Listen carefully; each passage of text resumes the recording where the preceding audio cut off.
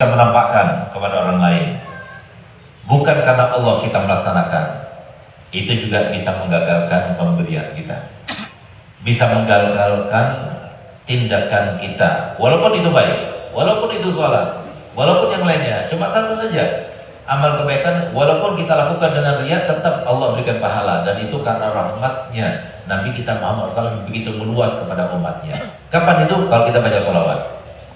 Kita baca sholawat, kemudian kita, alhamdulillah, saya ini sholawatan setiap hari 10.000. Ditampak kepada orang supaya orang tahu semuanya, dan supaya orang itu memuji dia misalnya, bukan karena supaya ditiru. Kalau supaya ditiru gak jadi masalah. Jadi kadang-kadang kita di akhir zaman ini, mohon maaf, ini adalah zaman di mana orang itu lebih percaya kepada tindakan daripada perkataan. Kalau saya ngomong saja, belum tentu orang yang percaya. Tapi kalau saya melakukannya, maka orang akan percaya. Kenapa saya pagi hari ini memakai merah dan putih? Itu adalah sebuah hal yang saya ingin wujudkan, ingin tampakkan kepada antum semuanya, bahwasanya ulama itu adalah mereka yang cinta kepada negeri. Nah itu maksudnya, supaya Pak ditiru.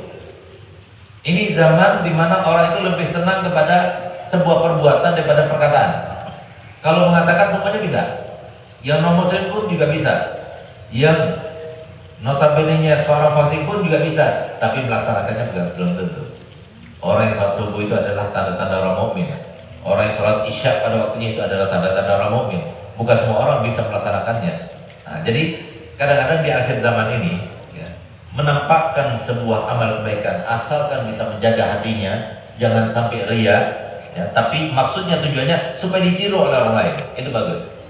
Karena zaman sekarang ini sudah tergeser, ya, yang namanya moralitas itu bergeser jauh, sehingga kadang-kadang kalau cuma dikatakan saja, diucapkan saja, dinasihatkan saja, dia tidak ikut. Tapi kalau kita langsung praktekkan, langsung mereka akan ikut mengikuti kita. Oleh karenanya, jadi sekarang kalau seumpama bisa menampakkan sedekah kita, tampakkan.